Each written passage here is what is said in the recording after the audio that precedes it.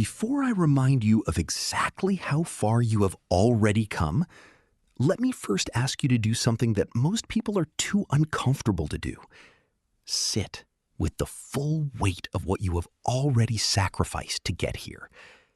Not the victories, not the wins you are proud of, the cost, the sleep you gave up, the relationships that were tested, the comfort you walked away from, the version of a safer, easier, less exposed life you traded in for this one, the one that is harder than you expected and more worth it than you can fully articulate.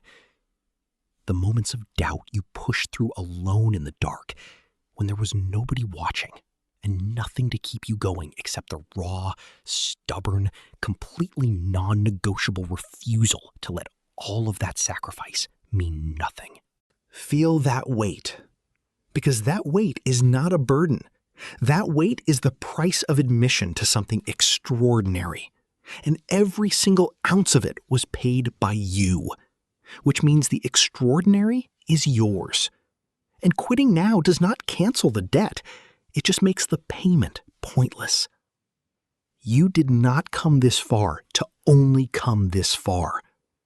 And today I am going to show you 3 people who understood that truth in the most visceral, most personal, most irreversible way possible. And what happened because they refused to stop. Welcome to Motivation Daily. Think about Chadwick Boseman. Between 2016 and 2020, he filmed Black Panther, Avengers Infinity War, Avengers Endgame, Day 5 Bloods, and Ma Rainey's Black Bottom.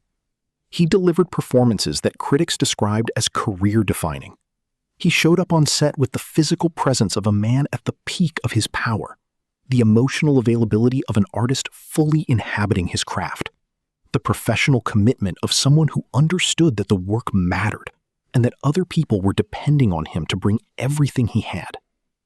What almost nobody knew, what he chose not to disclose publicly, was that he had been diagnosed with colon cancer in 2016.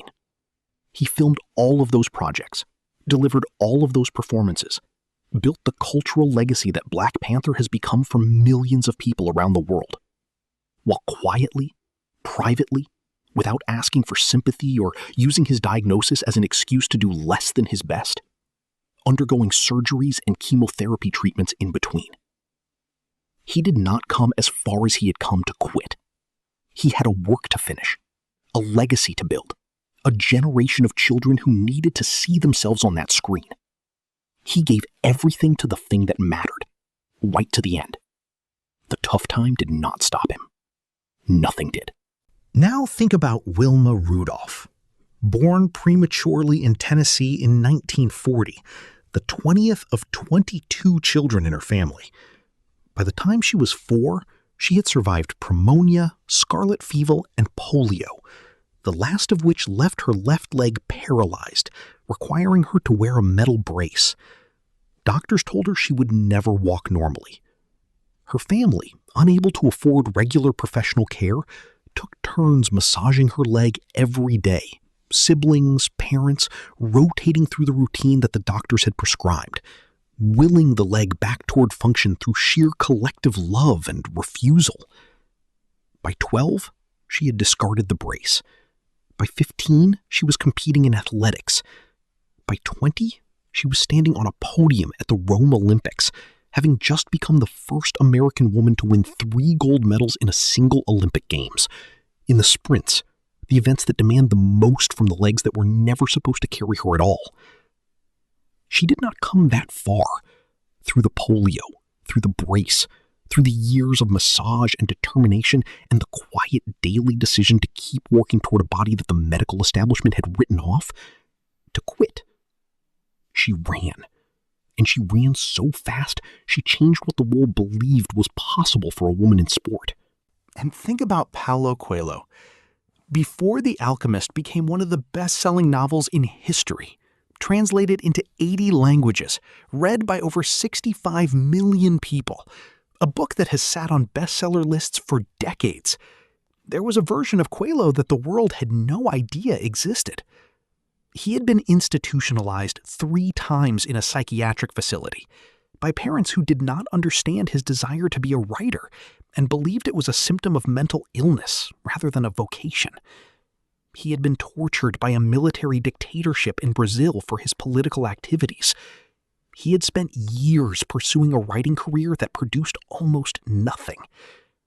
He wrote The Alchemist in 2 weeks, not because it came easily, but because the story had been living inside him through every one of those years of institutionalization and torture and professional failure, growing in the darkness, waiting for the moment he finally committed to letting it out. His first Brazilian publisher dropped the book after selling fewer than 1,000 copies. He found another. The book found its readers. 65 million people later, it is one of the most widely read works of fiction in the history of the written word. He did not come that far, through psychiatric confinement, through torture, through a decade of professional invisibility, to quit 2 weeks before the book that changed everything. Here is the truth that connects all 3 of those stories.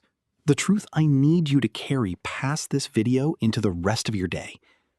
You have already paid a price that most people were not willing to pay. You are already further along a road that most people never even started.